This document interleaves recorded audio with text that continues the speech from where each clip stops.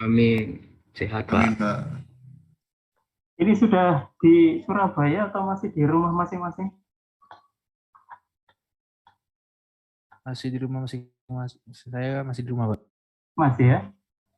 Tadi saya ke kampus sudah mulai rame, masjidnya ITS juga sudah penuh. Di lab teknik mesin itu sudah banyak mahasiswa yang datang. Ya, semoga semuanya cepat pulih seperti dulu, hingga kita bisa belajar dengan cara yang normal, tidak seperti ini. Meskipun yang seperti ini juga ada baiknya, tapi memang rasanya berbeda kalau kita jumpa di kelas dengan jumpa di sini. Apalagi saat ini kamera saya sedang rusak, mohon maaf. Jadi saya tidak bisa mengaktifkan kamera, ya. Tidak masalah ya.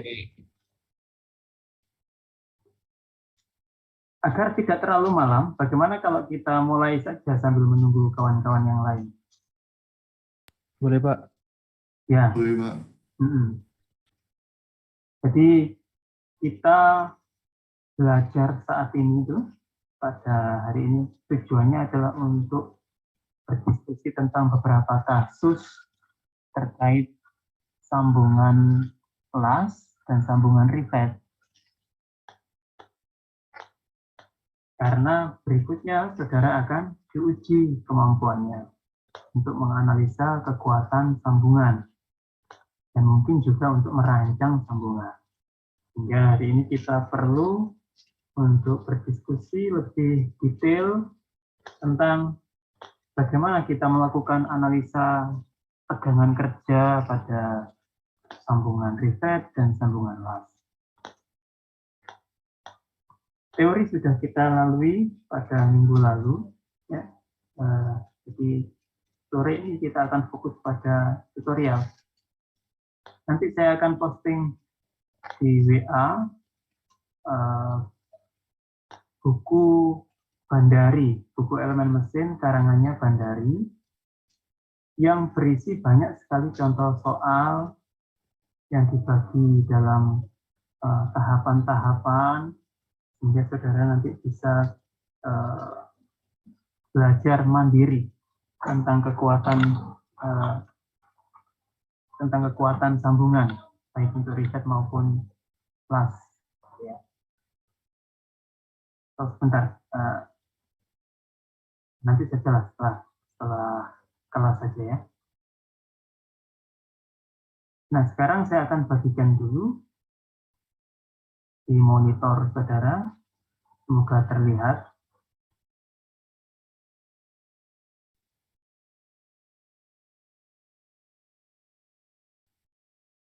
Sudah bisa dilihat ya? Sudah, Pak. Oke. Oke, yang pertama langsung saja. Jenis sambungan las itu ada beberapa macam. Yang pertama yang akan kita lihat contoh kasusnya di sini adalah sambungan butt joint. Sama seperti ketika kita membahas tentang sambungan rivet yang juga ada butt joint. Tapi kalau butt joint-nya rivet, itu kita butuh plat lain untuk menjepit plat yang akan disambung. Ya, karena kalau tidak demikian, tidak ada yang menyambungkan. Nah, kalau untuk weld ini tidak seperti. Ini adalah beberapa contoh kasus untuk contoh aplikasi, bukan kasus, contoh aplikasi untuk sambungan baterai. Sambungan seperti ini cocok untuk plat yang agak tebal. Kalau tipis, susah untuk nyambung seperti ini ya. Butuh keahlian khusus. Pipa itu kalau sambungannya jenisnya seperti ini itu sulit sekali. Sertifikasinya harus level tinggi. Ya. Tapi bukan itu topik kita kali ini, kita cukup melihat bagaimana bentuk butt joint kalau untuk weld. Kita sekarang sudah punya gambaran untuk butt joint bagaimana. Nah sekarang bagaimana cara kita menganalisa? Oh sebentar, ini masih mengenalkan jenis sambungan. Ada fillet. Fillet karena tidak diberikan di sepanjang kontak overlapnya dari material yang disambung, tapi hanya di ujung saja. Dan ini bentuknya di fillet seperti ini. Ada yang single fillet, ada yang double fillet. Ya. Antara butt joint dengan fillet joint ini mempunyai analisa yang berbeda karena state of stress-nya berbeda. Nah, bentuk-bentuk lain, saudara bisa lihat di sini. Semua ini memerlukan analisa kekuatan. Dan persamaannya bisa jadi berbeda-beda karena pengaruh faktor geometrinya. Nah, kita mulai saja analisa kekuatan untuk butt joint. Butt joint, contoh di sini ada dua plat disambung, kemudian dilas di tengahnya, bentuknya segitiga, di groove model segitiga, kemudian diisi oleh pilar elektroda. Tebalnya sama dengan tebalnya plat.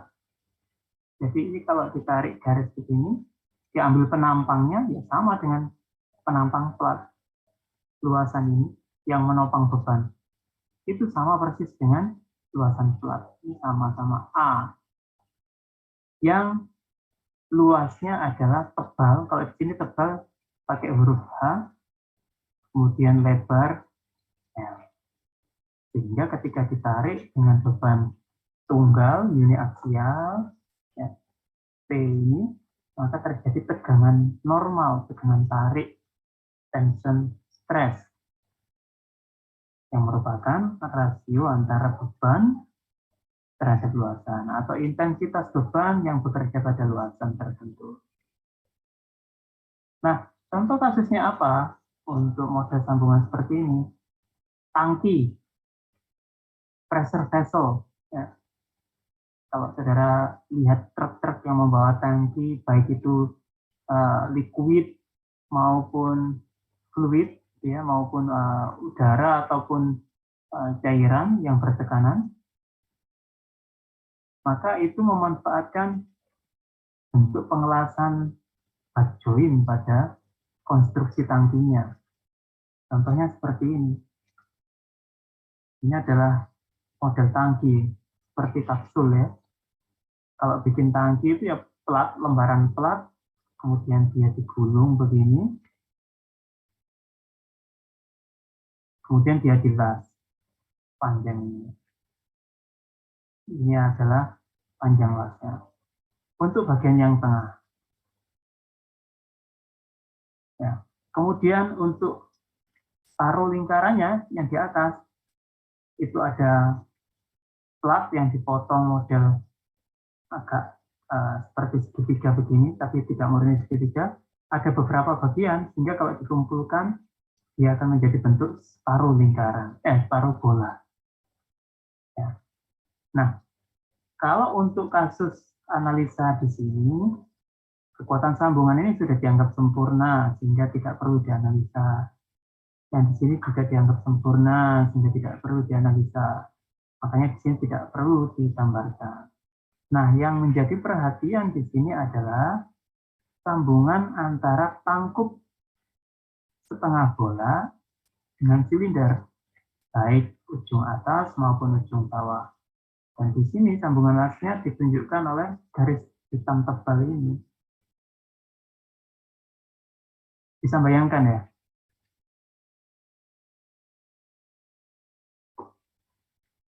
Nah, kalau di dalam tangki ini diisi fluida bertekanan, maka fluida ini akan menekan ke segala arah. Ya, menekan dindingnya. Kalau saudara di MKM atau di statika, kan ada pressure vessel ya, ketika membahas state of stress. Nah, ke dinding ini ada tekanannya. Dan ke dinding ini juga ada tekanannya. Sama. Ke segala arah. Sehingga di sini kalau dibongkar, dibuat free body diagramnya, pada tangkup atas, ini pada silinder bawah, maka bagian ini akan didorong oleh udara bertekanan, tetapi dia tidak lepas karena ditahan oleh kekuatan weld di sini.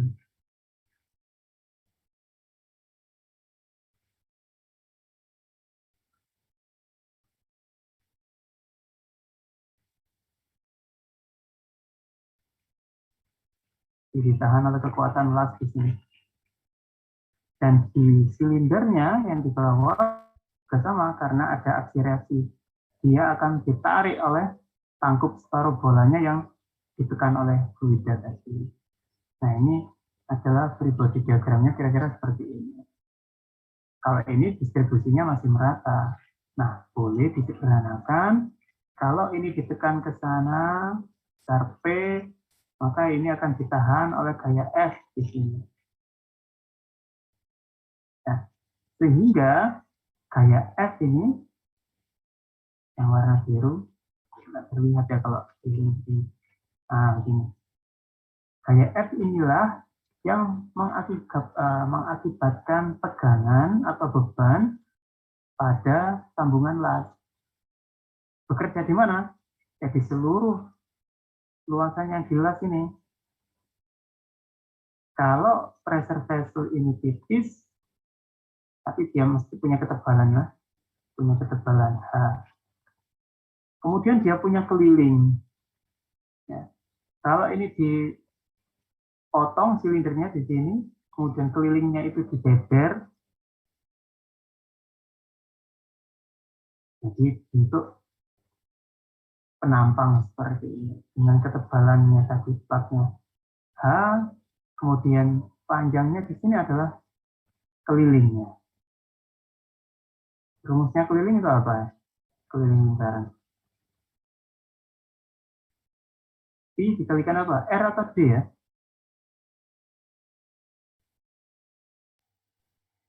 D sebenarnya Pak. D ya? Diameter, Pak. Diameter. Ya, diameter. Nah, maka persamaan tegangannya menjadi bagaimana? Tegangan tarik, ya, di sini lasnya kan seperti ditarik, ini seperti ditarik ke sana. Nah, tegangan tarik yang bekerja pada permukaan las itu sebesar gaya tekan yang ada di sini tadi F ini, atau bolehlah P ya, bagi dengan ini saya ganti P saja biar konsisten. Kalikan L, L-nya adalah ini.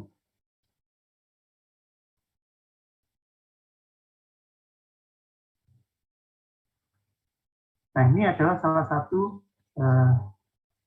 kasus aplikasi untuk sambungan baterai dan perhitungan kekuatannya.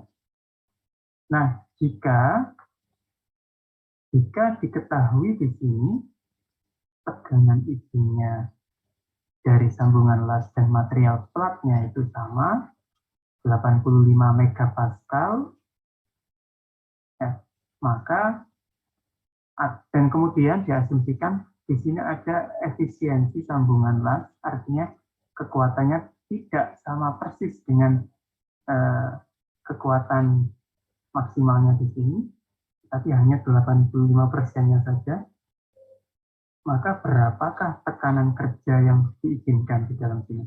Berapakah P yang boleh bekerja di dalam tabung ini? Itu bisa dihitung ya, dari persamaan ini. Yang dibatasi ini nanti nilainya tidak boleh lebih dari 85% ini tadi dikalikan dengan tegangan izin atau kekuatan izin. Misalkan di sini mulai yield ya, yang mulai yield.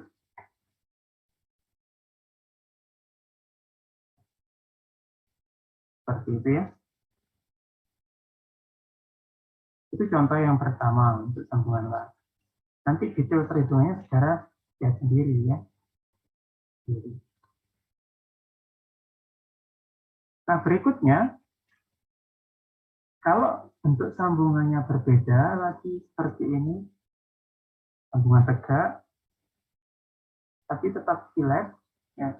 Oh, kalau yang tadi butt, sekarang fillet, kita lihat dulu bentuk tegangan yang bekerja pada sambungan las ini. Untuk itu kita lihat dulu arah gayanya yang bekerja di sini searah dengan panjang lasnya. Ya.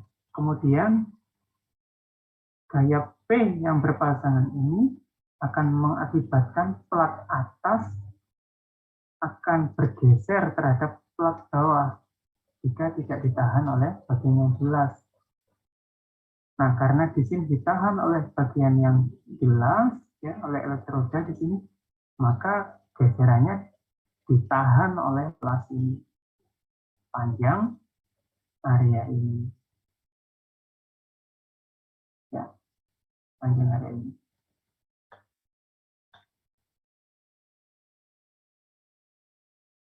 Nah, area ini bagaimana mengetahui ukurannya? Kalau panjang lasnya tahu L. Nah, untuk ketebalannya biasanya untuk spesifikasi di gambar tekniknya kita berikan lebar pengelasan. Tapi ketebalan efektifnya yang menopang tegangan geser tadi, beban geser tadi, itu adalah bagian ini. Nah, kita berasumsi setiap kali melakukan pengelasan, itu sudut di sini 45 derajat. Nah, kalau saudara jadi tukang las profesional, maka ini akan dicek. Skill Anda akan dicek dari sini salah satunya. Bisa enggak kita membuat fillet 45 derajat. Ini 45 derajat. Nah, karena 45 derajat itu, maka kita bisa memprediksi tebal las di sini berapa.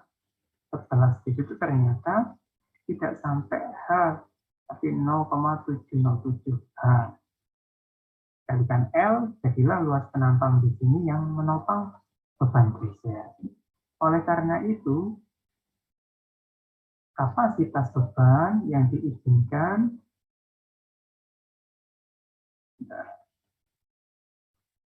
karena itu kapasitas beban yang diizinkan oleh sambungan las jenis ini adalah P, yang nilainya luasan penampang efektif tadi dikalikan dengan kekuatan geser dari material las ya, material elektrodanya.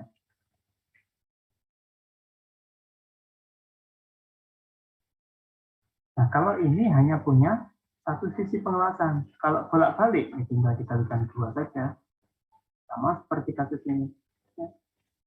Kalau dikalikan 2 berarti jadi 1,414 karena dikalikan 2. Nah, kalau yang tadi itu bebannya paralel dengan arah pengelasan, sejajar. Arah bebannya segaris dengan arah lasnya. Nah, kalau arah bebannya tegak lurus terhadap arah panjang lasnya, jadi beban transversal, beban apa yang diakibatkan di dalam bagian yang jelas ini? Tegangan apa? Bukan lagi tegangan geser, tapi tegangan tarik. Jadi kita ini bicara tentang mode kegagalan. Kegagalan tarik. Rusaknya bagaimana kalau seperti ini? Rusaknya di bagian mana? Syarat pengelasan itu harus mempunyai adhesi yang kuat pada bagian yang jelas. Jadi bagian ini tidak boleh lepas. Orang kalau ngelas terus bagian ini lepas, berarti dia tidak bisa ngelas. Ini juga tidak boleh lepas. Karena logam dengan logam harus menyambung. Beda kalau lem. Kalau lem bisa terkelupas lemnya dari permukaan akhirnya. Tapi kalau las kan dia sudah fusi, tergabung. Tidak boleh rusak di sini. Terus rusaknya di mana? Tetap sama pada bagian tebal lasnya ini. Hanya saja bebannya sekarang yang diterima oleh bagian ini bukan beban geser lagi, tapi beban tarik. Nilainya bagaimana? Ya sama, tetap. Hanya saja propertis material yang dibandingkan nanti bukan propertis tegangan geser, tapi tegangan tarik. Mana untuk material logam, material baja, biasanya kekuatan gesernya, SSI-nya, itu antara 0,5 sampai 0,6 yieldnya. Jadi nanti kalau mengevaluasi kapasitas beban untuk sambungan yang mengalami yang arah bebannya sejajar dengan transversal, saudara harus memilih propertis materialnya, nggak boleh salah. Kalau yang paralel ini karena tegangan geser, untuk analisa pakai kekuatan geser yield. Sedangkan kalau untuk yang transversal pakai kekuatan tariknya. Nah, dua itu yang penting untuk diingat. Contohnya bagaimana? Saya mau lanjut ke contoh.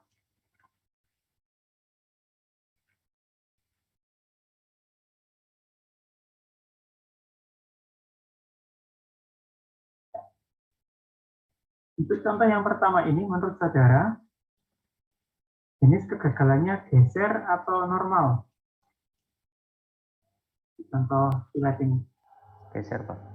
Geser, betul.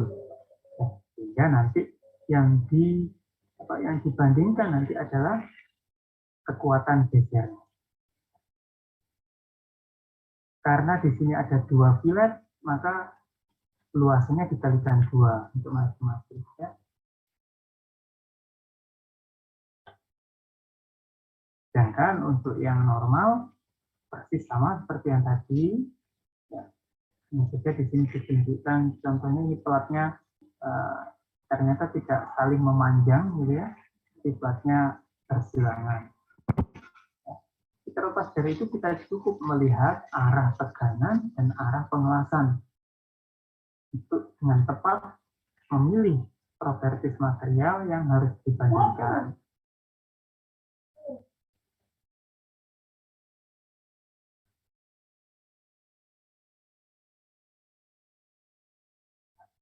Nah, ternyata untuk yang fillet itu bermacam-macam sambungannya. Kalau yang contoh sebelumnya itu kan sendiri-sendiri ya platnya. Kalau kita bicara plat ini saja yang ada di lasan, yang ada di pengelasannya, yang paralel ini, maka tegangan apa yang terjadi akibat beban P? Geser atau normal? Geser, Pak. Betul, geser. Kalau yang bagian ini, tegangan tarik. Nah, terus bagaimana cara menganalisanya? Ya? Maka di sini kita perlu tahu dua propertis material, kekuatan normal dan kekuatan geser. Karena kontribusi P ini nanti dia akan membangkitkan dua jenis tegangan yang berbeda.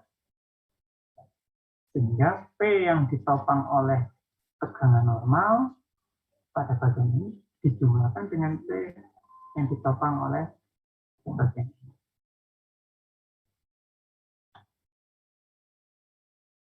Bagaimana? Ya tinggal dijumlahkan saja.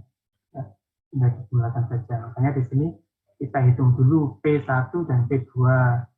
Ya. P1 itu menunjukkan apa? Ya, di sini tegangan normal. Tegangan normal berarti pada sisi yang tegak tadi. Sini 75. P1 ditopang oleh bagian las ini P1.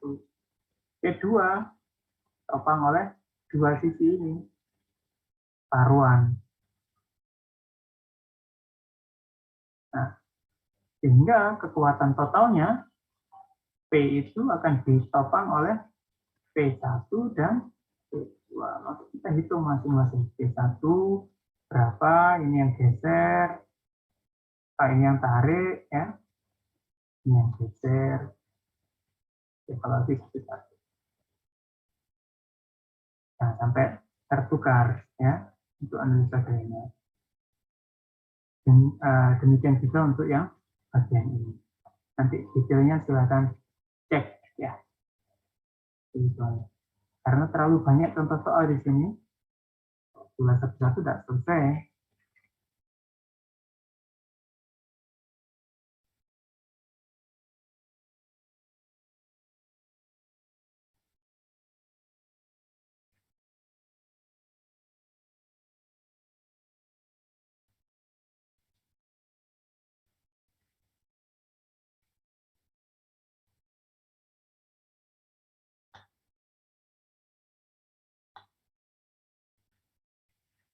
Nah, di sini ada istilah maksimum shear stress.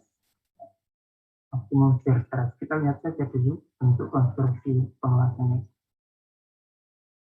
Oke, kita punya plat yang siku, kemudian satunya digeser dengan gaya 2P seperti ini.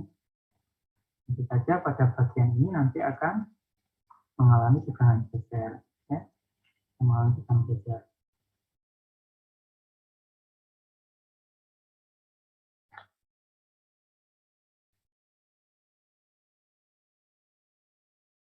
Ketika ada hal yang penting nanti bisa dibaca sendiri untuk bagian yang ini.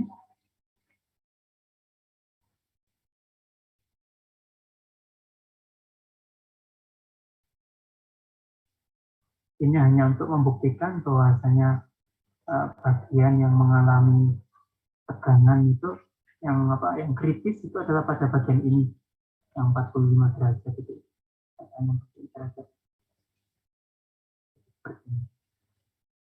Tegangan geser maksimum. Jadi sama seperti yang kalau transformasi tegangan itu. Kalau saudara punya plat, ingat ya, punya plat ditarik dengan gaya P, maka kalau diambil elemen di sini, maka elemen ini akan menerima tegangan normal. Dengan tarik ya, dengan nilai P per A, luas penampangnya. Tapi kalau kemudian ini diputar begini, elemennya diputar, maka yang semula tidak ada tegangan geser, akan muncul tegangan geser. Jadi tegangan gesernya pada sudut tertentu nilainya maksimum.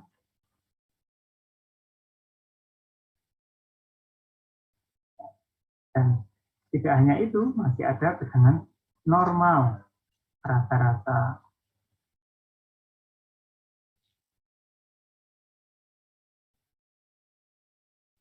Nah, ini adalah teori tegangan geser maksimum. Pada theta berapa orientasinya menjadi maksimum? Ketika tetanya 45 derajat. Nah, itu akhirnya nanti analisa ini memperkuat atau menegaskan bahwasanya bagian yang kritis pada pengelasan itu memang pada bagian yang sudutnya 45 derajat dari sini. Derajat. Yang akan mengalami geseran, patah bergeser itu ya pada bagian ini. Baik oleh beban yang ke arah sana maupun yang ke arah sini sama.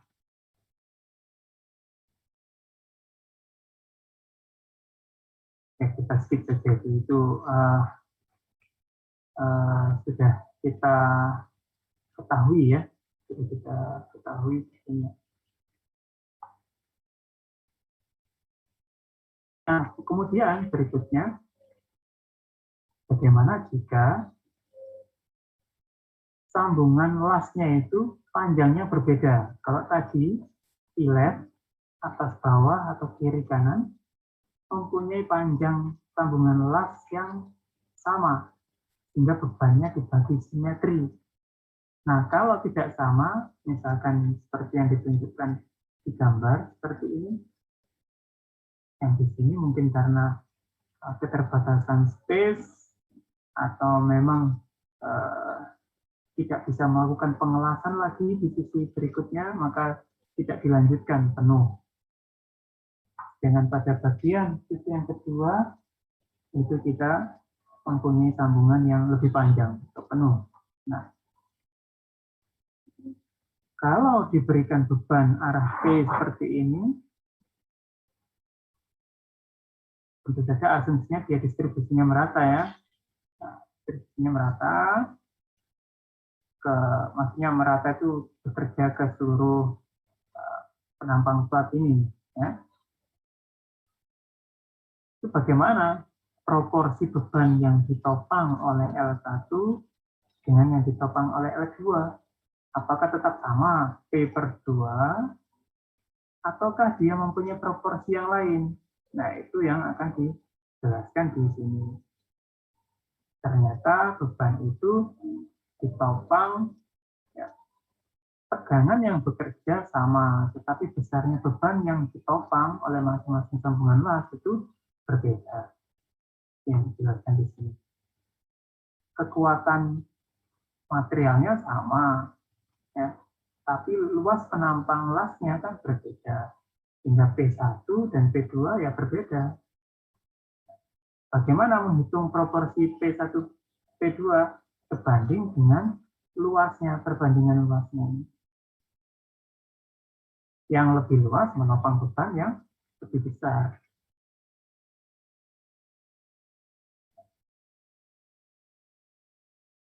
Ini contohnya ini.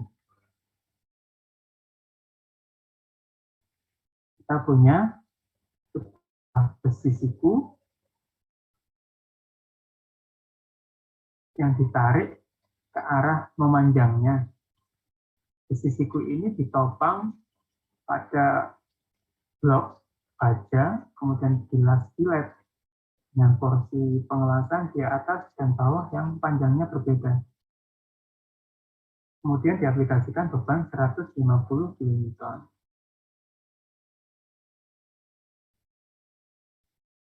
Maka pertanyaannya di sini adalah, berapakah porsi panjang untuk L1 dan L2?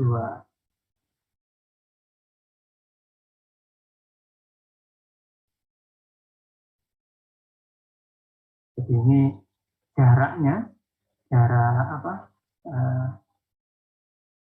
penempatan gayanya Y1, Y2 ini bisa dihitung dari center of gravity-nya. Ya, kita tentukan center of gravity-nya. Yang pertama yang kita lakukan adalah menghitung panjang totalnya dulu. Ya, agar kuat, total luasan las itu harus diketahui. Nah, karena tebalnya las itu konstan, dianggap seragam, maka perbandingan luas itu sama dengan perbandingan panjang. Jadi sekarang kita hitung dulu berapa total panjang yang dibutuhkan, total panjang pengelasan yang dibutuhkan, dengan mengabaikan porsinya L1, L2. Maka di sini kita masukkan saja bebannya, kemudian di sini ada kekuatan materialnya, hanya juga sudah ditentukan lebar pengelasannya, maka butuh total panjang pengelasannya 304 mm minimal, 304 mm. Nah, tentu saja kita harus memperhatikan ketersediaan space di sini. Kalau ketersediaan space di sini itu masih memungkinkan untuk mendapatkan total panjang ini, ya kita tetap pakai hitungan H ini. Tapi kalau ternyata jatuhnya L ini lebih panjang daripada total kontak ini, kalau lebih panjang, maka yang harus kita lakukan sebelum menghitung panjang ini adalah memperbesar H-nya. Biletnya ini kita pertebal. Ya, tapi nanti berisiko juga, karena di sini harus nambah ketebalan platnya.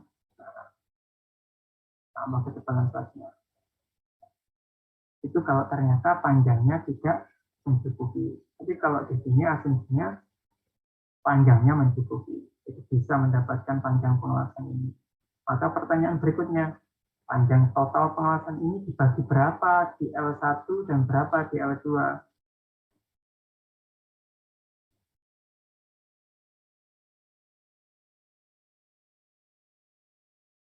Nah, caranya adalah dengan perbandingan Y-nya tadi. Ya, perbandingan Y-nya.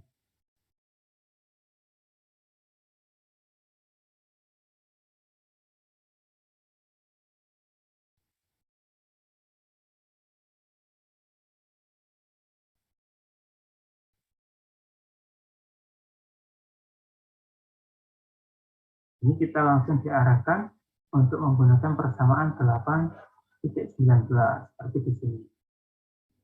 Persamaan ini.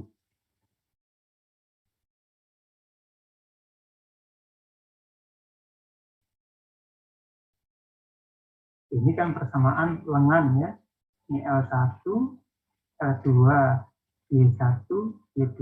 Ini kan keseimbangan momen area, ya, momen panjang terhadap center of gravity. Ya.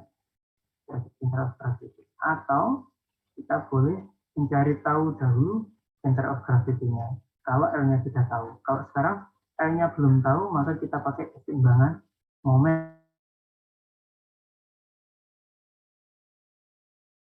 Mohon ditunggu sebentar, saya sedang membuat daftar hadirnya. Kode presensinya tadi lupa, belum saya berikan. Baik, Pak.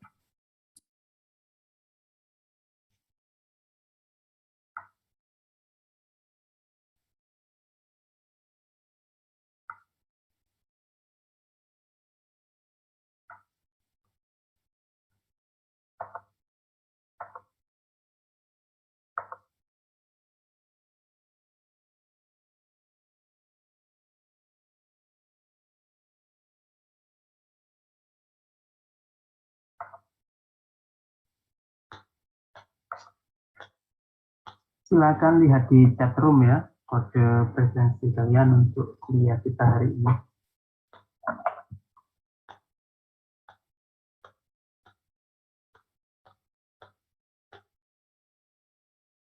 Sambil itu saya lanjutkan diskusi tadi.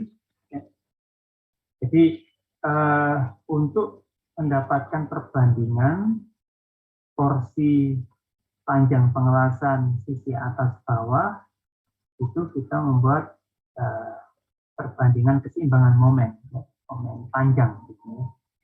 Jadi kalau porsinya P2, P1 dan P2 itu dianggap seimbang jika beban dikalikan dengan lengannya itu menghasilkan momen yang sama antara P1Y1, P2Y2 ya. Ini P1 kali lengannya, P2 kali lengannya. Maka kalau pembagiannya menurut cara seperti itu, porsi L1 dan L2 juga akan mengikuti cara yang sama karena P tadi tegangannya sama, gitu, intensitasnya sama. Yang membedakan kekuatan atas dan bawah hanyalah panjangnya. Maka P itu ya menyatakan L-nya atau sebanding dengan L-nya. Sebanding dengan L-nya. Itu sangat intuitif sekali, gampang untuk dimengerti. Jadi kalau total panjangnya adalah 304 mili, maka berapakah L1, berapakah L2? Kita akan menemukan 100 banding 200. Kita itu ya.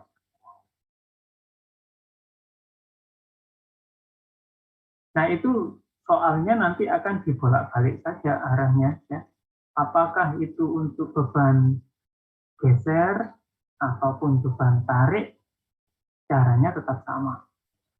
Perbandingan untuk perbandingan panjang las tadi ya, sama dengan perbandingan bebannya. Porsi bebannya. Nah itu untuk kasus yang beban konsentrik.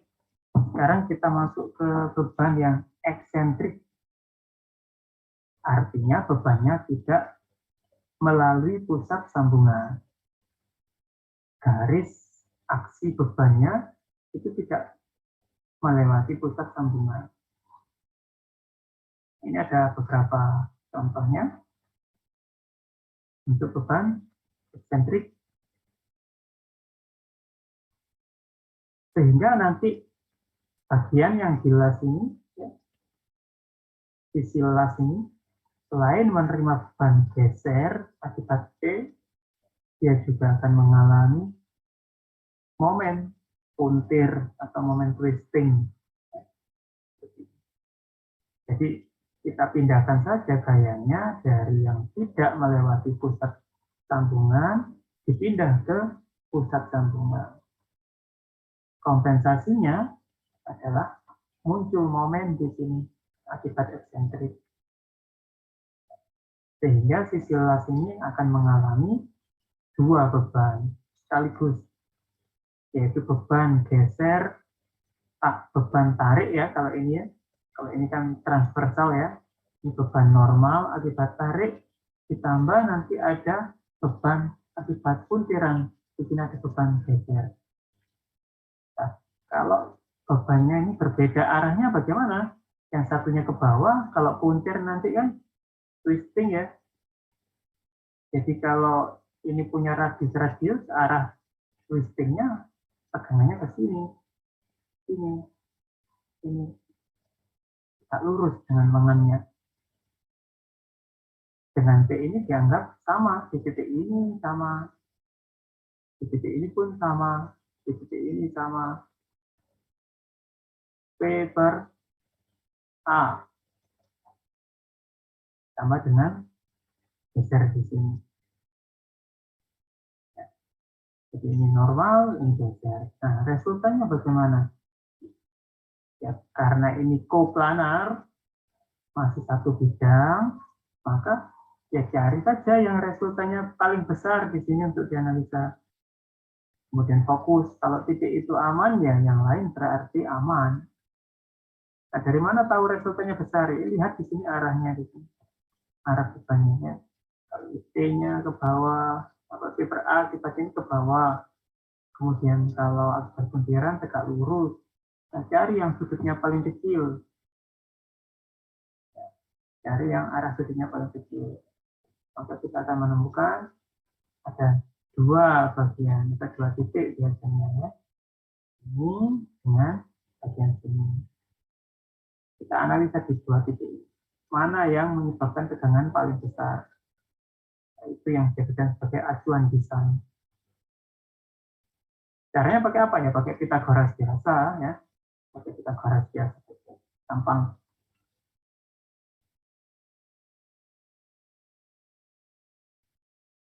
Nah, di sini diuraikan lebih jelas ya. Diuraikan lebih jelas.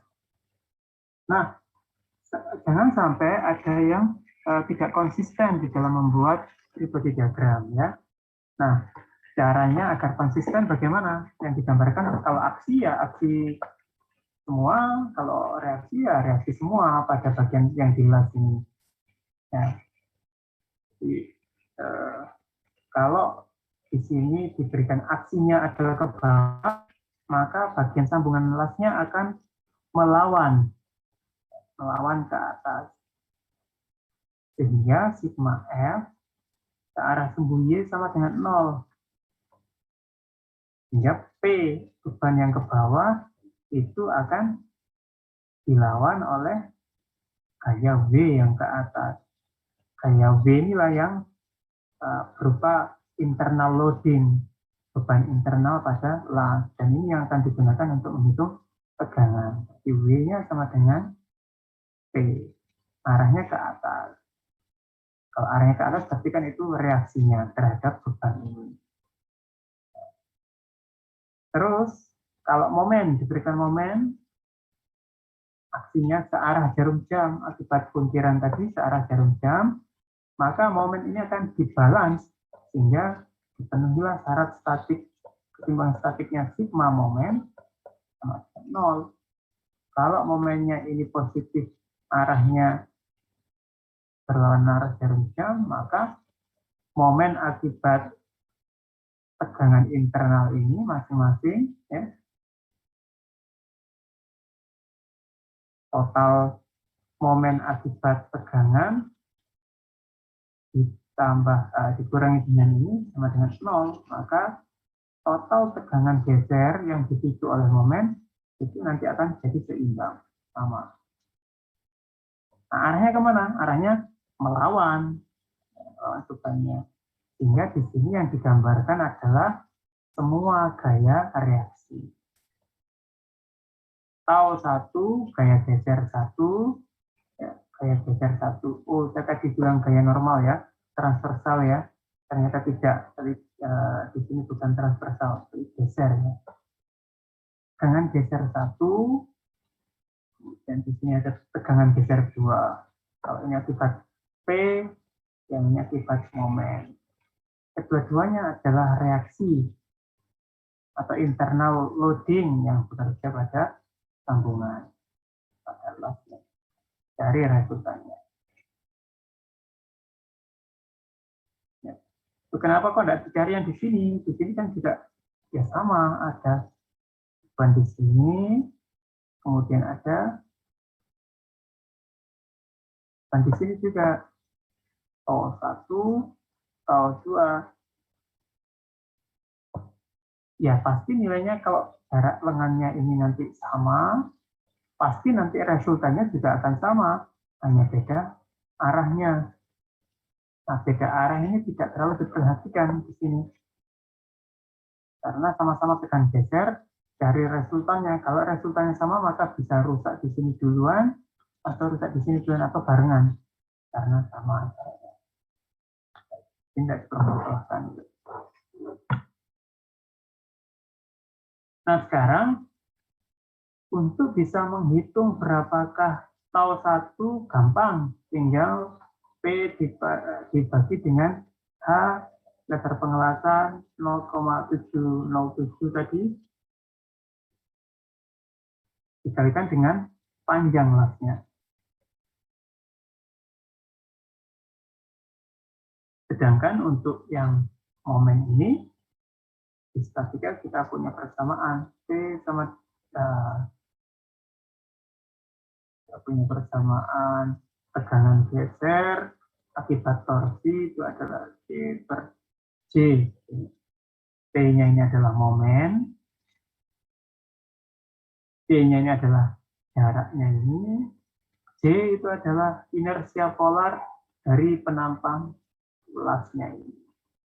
Nah, ini yang menantang, biasanya banyak kesulitan di situ. Cara menghitung momen inersia polarnya.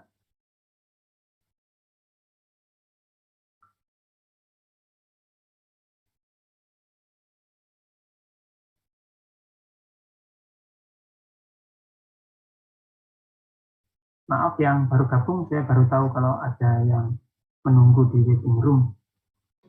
Baik Pak, terima kasih. Mohon maaf. Kalau sedang menjelaskan, saya tidak fokus untuk melihat yang lain.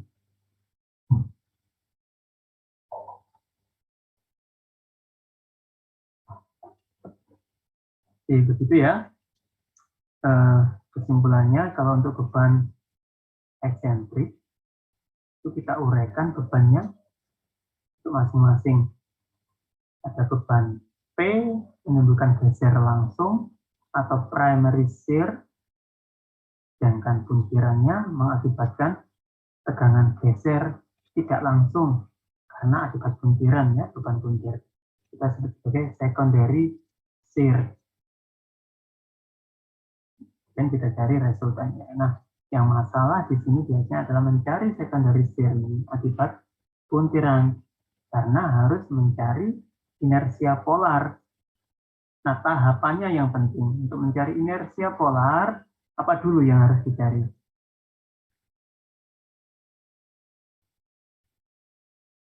Apa dulu yang harus dicari kalau ingin mendapatkan inersia polarnya?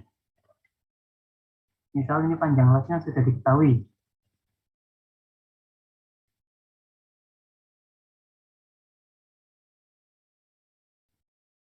Mulai dari mana?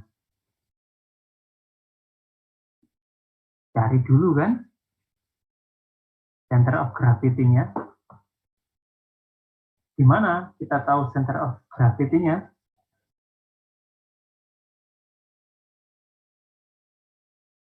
Dari mana kita tahu center of gravity-nya?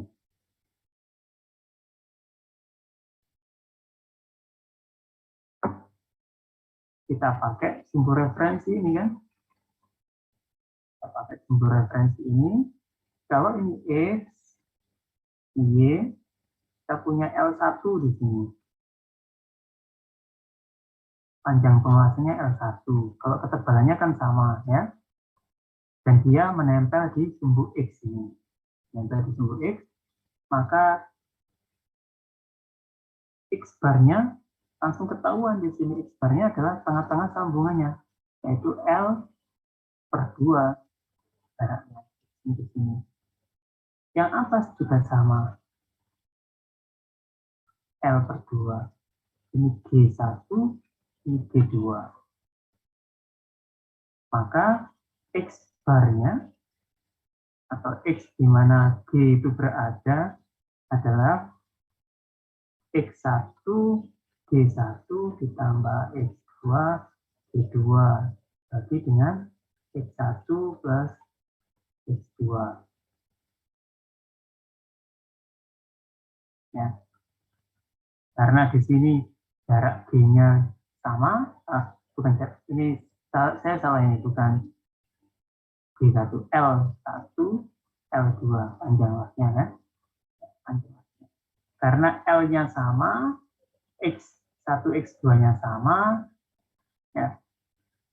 Ini bukan X ini, L1 tambah L2. Maka didapatkan ya L per 2. Kemudian di sini Y. Y. Dengan cara yang sama, Y1, L1, Y2, L2 bagi dengan L1 plus L2. Nah, Y1-nya mana? Y1-nya di sini 0 karena tepat di sumbu X. Y2-nya berapa di sini? Jaraknya ini. Jaraknya. Nanti akan menemukan koordinat Y. Jauh berapa dari pengelasan yang pertama. Ya, jadi koordinat ini nanti bisa ditemukan XG, YG. Kenapa kok harus mencari ini dulu? Ya, karena nanti untuk menghitung C-nya tadi, menghitung jarak dari sini ke masing-masing sudut sambungannya. Karena ini yang paling panjang, yang paling kritis. Jadi harus tahu untuk menghitung C-nya nanti. Dan tadi kalau persamaan tekanan geser distorsi kan PJ per D ya. D-nya itu bisa dihitung kalau kita tahu center of gravity. Nah, G-nya bagaimana? G itu dihitung dari titik mana dulu? Dari titik G. Dari titik G. Maka kita bisa menghitung inersia untuk masing-masing panjang, untuk masing-masing posisi pengelasan.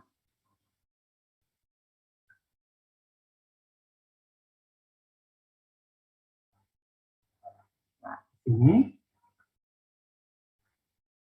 kita hitung kalau inersia terhadap sumbu X, inersia penampang ini terhadap sumbu X ya, yang melalui titik gravitasi jelasnya itu sendiri, G2 ya, G2 ini, yang melalui sumbu ini. Berapa nilainya? L, panjang pengelasan, kalikan tebal pengelasan pangkat 3 bagi 12. Tapi nilai ini kan kecil sekali. 0,707 dikalikan lebar lasnya. Carikan lebar lasnya. H, dipangkatkan 3. Ini kecil sekali, biasanya diabaikan. Kecil sekali. Nilai ini kemudian diabaikan. Karena kecil. Sedangkan kalau inersia terhadap sumbu Y Sumbu Y yang gimana? Sumbu Y yang melalui center of gravity dari masing-masing bendanya. Ada sumbu Y-nya, itu dapat persamaan seperti ini. Per 12, dibalik sekarang karena terhadap sumbu Y. T-nya, kalikan panjang pangkat 3, ini signifikan.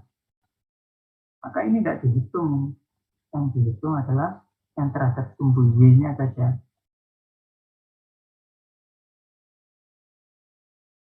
Nah, itu kan dihitung pada sumbu Y yang melalui center of gravity masing-masing.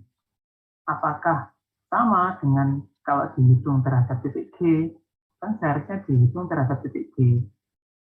Karena di sini kebetulan sama lokasinya, maka dianggap nilainya sama. Antara IY untuk 1 dengan IY untuk 2, kalau dihitung terhadap Y yang melalui G gabungan ini, ya, center of gravity, sama, sehingga tidak perlu digeser. Nah, kalau tidak sama bagaimana? Ya harus digeser. Bagaimana cara menggesernya? Ya pakai teorema sumbu sejajar itu. Kalau misalkan center of gravity sambungan masing-masing di sini, kemudian kita menghitung nilai IY-nya untuk sambungan 1 di sini, IY sambungan 2 di sini, sedangkan jaraknya dari sini ke sini adalah R, gitu ya. Maka kita perlu memindahkan perhitungan inersia ini dari titik center of gravity pribadinya ke center of gravity sambungan gabungan. Nah, pakai teorema sumbu sejajar ini.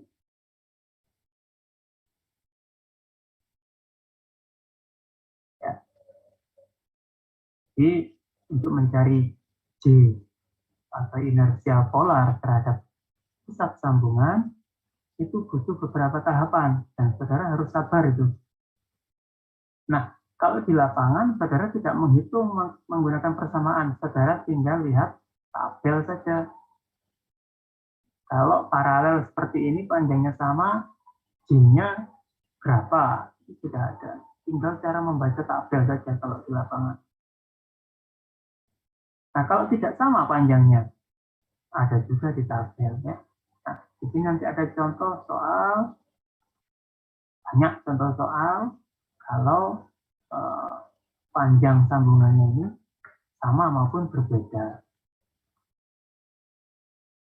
Dan bagaimana kalau ditambahkan dengan pengelasan yang lain? Ya. Jadi kalau beban ini ditopang dengan beban ini sama seperti sebelumnya. Ya ada twisting moment, secondary shear, kemudian ada direct shear di sini akibat gaya arah gayanya. Selain itu juga ada bagian yang menopang di sini. Nah, geser juga ini, tapi arahnya memanjang. Nah, ini nanti saudara lihat di prosedur penyelesaiannya. Tidak ada hal yang baru di sini. Kecuali yang berubah adalah geometrinya. Karena geometri berubah, maka semua yang terkait geometri juga berubah. Center of gravity-nya berubah posisinya.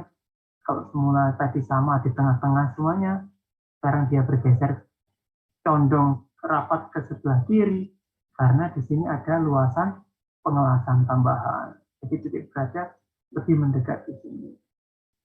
Maka R-nya jadi lebih jauh. Kalau R-nya lebih jauh, TC per J, karena C-nya lebih besar, maka tegangan geser di ujung sini jadi lebih besar. Sedangkan tegangan geser di sini karena lebih dekat, tidak sebesar yang ada di sini. Sehingga kita bisa menentukan di titik manakah yang mengalami beban paling besar. Ya, sehingga kita bisa menentukan, oh di sini titik kritisnya. Di sini atau di sini. Tergantung dari arah resultannya nanti. Nah, nilai resultannya.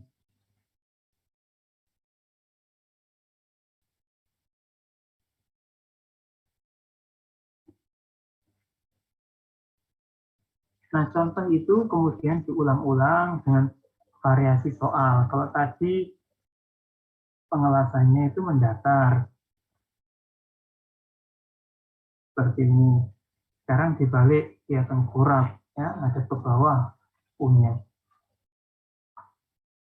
Apa yang berubah? Ya, tentu saja geometrinya. Titik kritisnya juga berubah. Sehingga dengan cara seperti itu, saudara bisa membandingkan. Kalau bebannya sama, lebih menguntungkan mana? Pakai pengelasan yang menghadap ke samping, atau menghadap ke bawah, atau menghadap ke atas. Dan nanti akan memberikan keputusan layout sambungan yang bagaimanakah yang memberikan kapasitas beban yang paling besar. Hanya dengan perubahan geometri.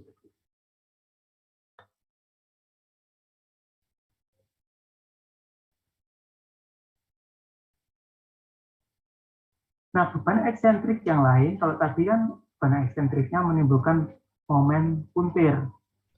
Nah, karena sebidang ya, karena sebidang. Kalau beda bidang bagaimana? Bidang lasnya ada di bagian ini, permukaan ini, sedangkan bidang bebannya ada di sini. Ini namanya out of plane. Ya, kalau yang tadi itu kita punya plat begini, kemudian platnya ini digabung sini.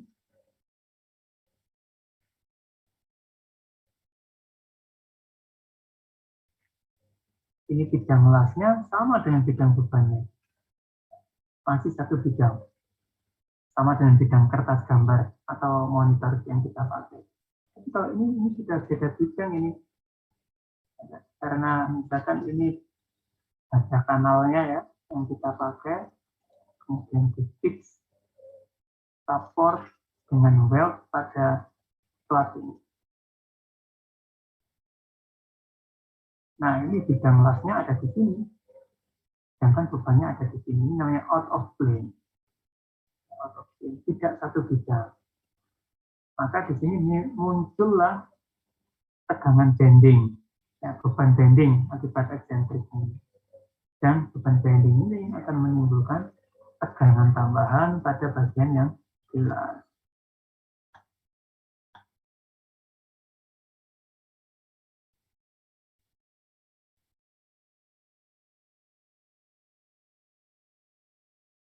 Nah, persamaan untuk beban bending itu melibatkan nilai beban momennya yang ditentukan oleh gaya dan jarak eksentriknya, kemudian titik yang dianalisa jaraknya terhadap sumbu netral. Jadi pertama memang harus mencari pusat sambungannya untuk menentukan di manakah sumbu netralnya. Dan di sini ada di x ini adalah sumbu netralnya. Maka Y ini diukur dari garis netral. Jadi kalau kasus ini, Y-nya ya dari sini ke sini. Kalau simetri atas bawah maka sama Y-nya. Hanya saja karena arah momen bendingnya seperti ini, momen bendingnya nanti internal loadingnya di sini juga begini, maka bagian yang mengalami tegangan normal tarik adalah sisi las bagian atas, dengan sisi las bagian bawah yang mengalami kompresi. Nah, untuk itu bebannya diuraikan. Jadi kalau ini ada beban eksentrik, dia menimbulkan dua beban, yaitu beban geser langsung dan beban akibat bending atau secondary. Maka dihitung masing-masing, baru kemudian dicari resultannya. Ya.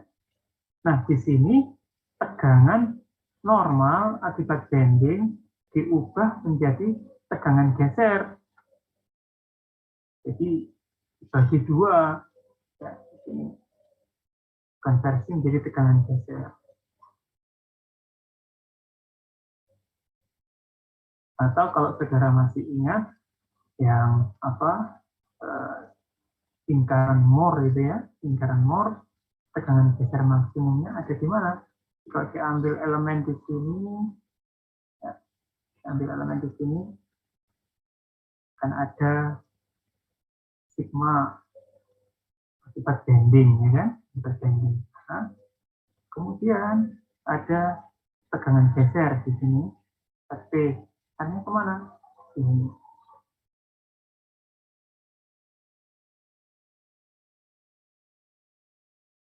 Nah, bagaimana mendapatkan tegangan geser maksimumnya? Ya, gambar lingkaran Moore, ya kan? Tegangan geser di sini berapa? Sigma B, ini sigma, ini tegangan geser. Sigma B-nya ada di mana? Di sini. Kemudian tau-nya ada di mana? Ini. Nah, untuk sisi yang satunya di mana? Tau-nya ada di sini. Tegangannya bagaimana? Ya. Maaf, yang bagian sini ya. Maaf, bagian sini. Tidak ada tegangan normal, 0 berarti tegangan normalnya di sini. Tegangan gesernya di mana? Sama dengan tegangan geser ini, tapi arahnya saja yang berlawanan.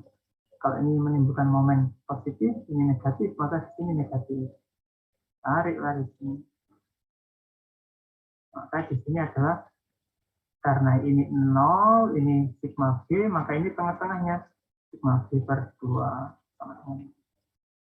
Nah, nanti ini dibuat lingkaran dengan jari-jari R ini. Ya kan? Nah, ini R-nya ini menjadi tegangan geser maksimumnya. Tapi bagaimana kalau dibuat Pitagoras? Ya, segitiga ini. Nah, ini sama dengan R nih. Berarti Pitagoras ini adalah R-nya tadi.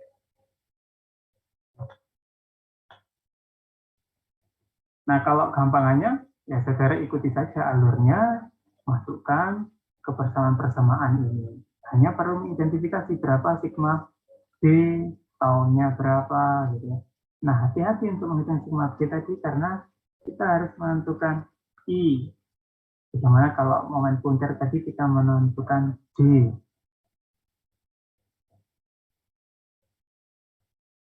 Nah, di sini nanti saudara diajarkan cara untuk menghitung itu satu persatu. Ketika mengulangi untuk menghitung I dan D-nya tadi ya, D sudah ada hitungan I juga tadi di dalamnya. Dan lihat detail contohnya di sana.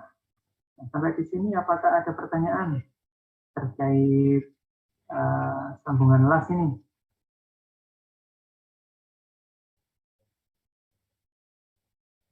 Apakah ada pertanyaan untuk sambungan las? Masih belum ada, Pak. Belum ya? Oke. Nah, untuk kuisnya, bahannya ada 2, sambungan las dan sambungan riset. Dan semua soal kuis akan diambilkan dari contoh-contoh di sini, tetapi tentu saja sudah dimodifikasi ya, sudah dimodifikasi. Saudara baca contoh-contoh soalnya di sini. Semuanya ini sudah diajarkan pada minggu lalu, minggu sebelumnya untuk tutorial bagaimana kita mengarrange susunan riset gitu ya. Nah, tahapan-tahapannya sudah cara ulangi nanti di sini. Bagaimana menentukan sambungan, menentukan sambungan. Nah, yang belum saya berikan di kelas itu adalah kalau kita menyambung menggunakan pitch, jarak pitch ya. Jadi kalau kita membuat boiler ya, kita pakai sambungan butt joint. Kalau membuat boiler, tabungnya yang tangki tadi itu, yang nanti isinya pipa-pipa itu, seperti kapsul tadi, yang di dalamnya banyak pipa-pipa itu ya. Boilernya sendiri, yang silinder itu sebenarnya dari plat lebar begini, kemudian di roll ya, kemudian ujungnya di reset. Nah, agar bisa di reset, ditutup pakai plat yang lain. Pakai plat yang lain, kemudian dikeling.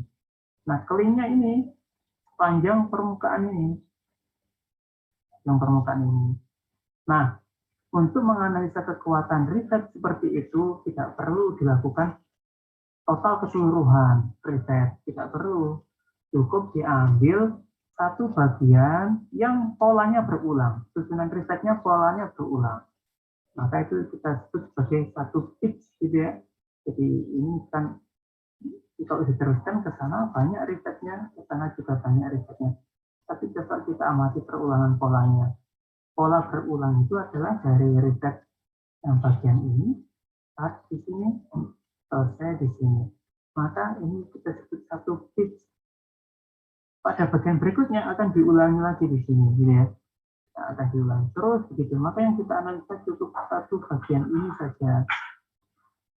Nah, bagaimana detail teknis melakukannya? Ya sama seperti ketika kita menganalisa kekuatan sambungan yang sebelumnya itu yang single last join atau fast join gitu ya. Berarti sudah diketahui susunan risetnya, polanya. Pada baris pertama ada berapa? 2. Baris berikutnya ada 2. Baris berikutnya ada 4. Ini baris pertama. Kalau ini bebannya sana. Ini adalah baris pertama, baris kedua, baris ketiga. Nah, itu nanti saudara pelajari di sini contoh soalnya, penerapannya.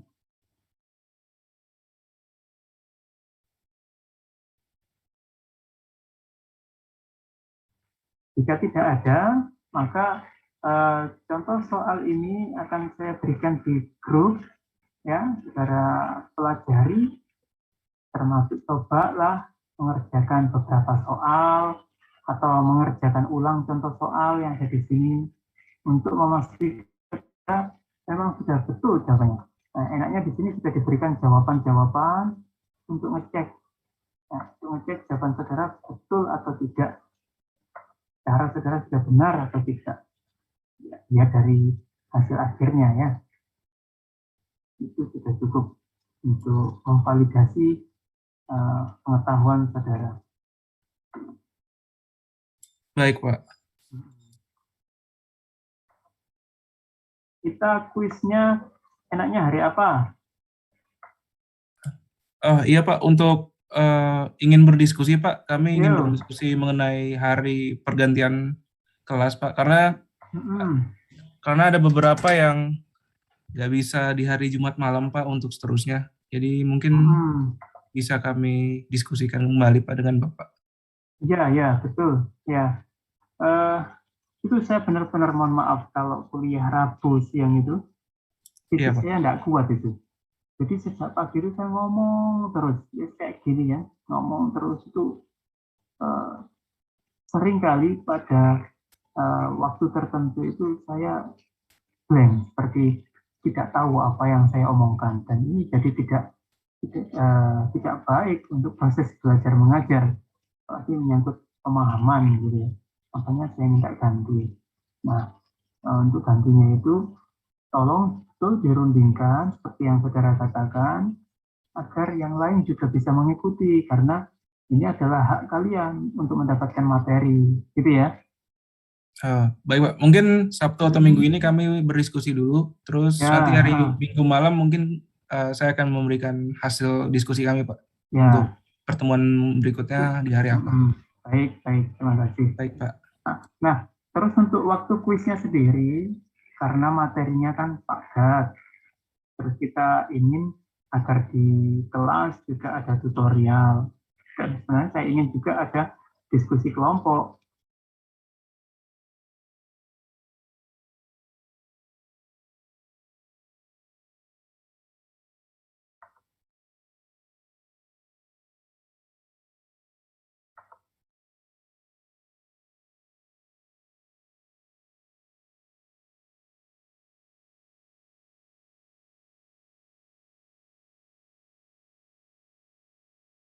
Ya, jadi tadi sampai mana?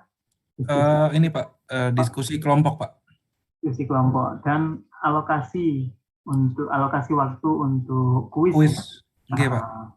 Jadi tidak bisa kita lakukan di jam kuliah, kuis itu.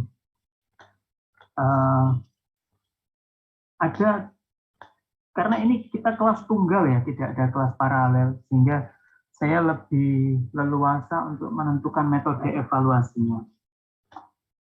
Kalau tunggal seperti ini ada dua pilihan, saudara pilih kuis atau pilih project.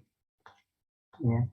Kalau pilih project, maka saudara akan mendapatkan waktu untuk mengerjakan yang lebih panjang, bisa 1 minggu, bisa 2 minggu. Tapi tentu saja level kesulitannya tidak seperti kuis tertulis, ya. Karena di sana saudara harus menentukan sendiri apa hal-hal yang perlu diasumsikan, saudara ambil sendiri, pertimbangan-pertimbangannya saudara tentukan sendiri, kemudian saudara presentasi. Nah, itu bisa kita lakukan. Ya. Atau tetap kuis seperti biasa. Kalau kuis seperti biasa ya, itu terbentur ya. Kalau kuis ya seperti biasanya lah, kalau ada multiple choice, mungkin akan ada essay gitu. Nah, saudara pilih yang mana? Mungkin bisa ditanyakan langsung Pak pada peserta di sini Pak, biar langsung ditentukan. Oh ya, ya. Nanti kan ini banyak orang ya. Iya Pak. Kalian diskusi lah. Lebih suka evaluasi yang mana?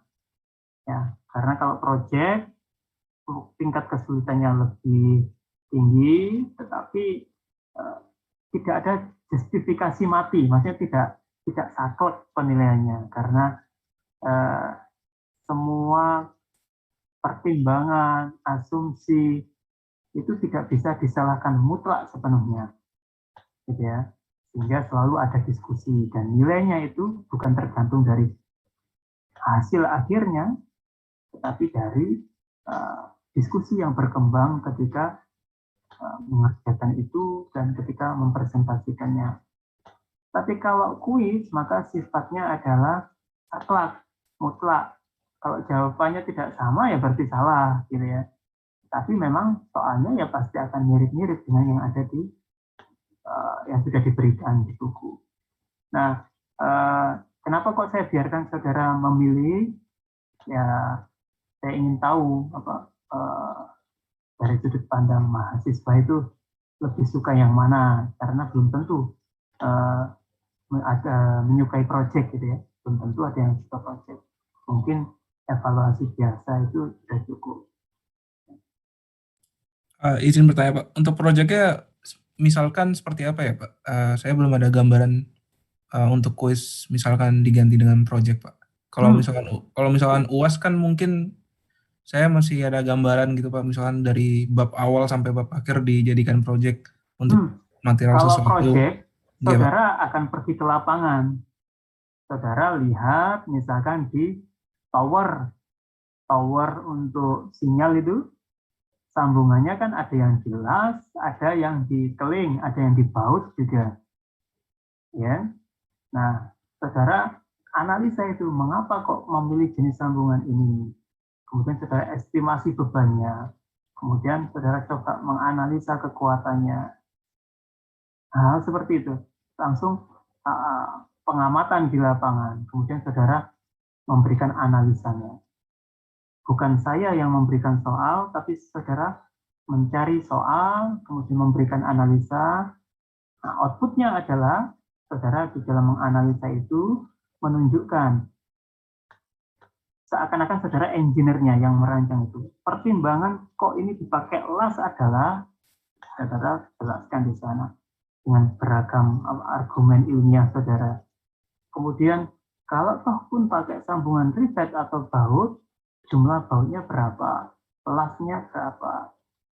Dan saudara kalau menentukan, memberikan estimasi sendiri ini, kalau skillnya bajanya pakai baja ini, maka ukuran weldnya harusnya berapa, saudara cek. Kemudian dibandingkan nanti kalau saudara ukur, oh ternyata hasilnya seperti ini. Mungkin pakai material yang lebih kuat atau yang lebih, saudara yang memberikan justifikasinya. Nah, itu gambaran kalau project ya, kalau project. akan ada template-nya untuk mengerjakan proyek itu. Tapi kalau dikehendaki untuk kuis biasa ya seperti biasa, tidak masalah. Atau untuk yang pertama ini kita kuis biasa saja dulu, ya. Nanti seiring dengan kita belajar tentang berbagai macam jenis sambungan, kan baut belum ya, baru reset sama keling, biar nanti pertimbangannya lebih matang di dalam mendesain sambungan, pilih jenis sambungan, pakai jenis sambungan apa, itu nanti di tengah semester mungkin prosesnya ya. Itu saja ya, biar enggak susah ya. Yang kuis pertama ini kita kuis biasa dulu saja lah. Baik, Pak. Untuk kuisnya dilaksanakan minggu depan. Minggu depan ya. Baik, minggu Pak. depan. Kalau di jam kuliah kan kalian tidak masalah ya, kuis di jam kuliah di hari Rabu. Iya, Pak. Karena kan memang waktunya untuk kuliah itu kan. Jadi minggu depan kita tidak ada kuliah, kita hanya kuis. Tetap ada daftar hadirnya tadi ya, ada presence code-nya tetap ada. Tapi tidak ada kuliah, nanti kuis. Nanti kalau mau kuliah, minggu depan mau ada kuliah, tadi kalian yang merundingkan waktunya, gitu ya. Baik, Pak. Berarti untuk kuis tetap dilaksanakan di hari kuliah seperti biasa ya, Pak ya? Betul, ya. Baik, Betul. Ya.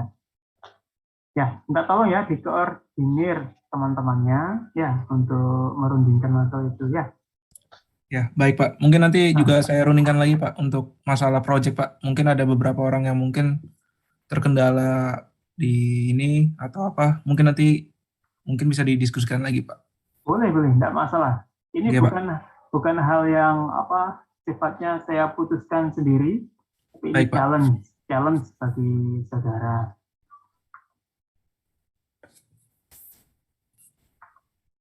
Oke, kalau begitu saya posting di grup saja ya, ini tutorialnya ya. Iya, baik Pak. Terima kasih banyak Pak. Sama-sama. Selamat malam. Assalamualaikum. Selamat malam Pak.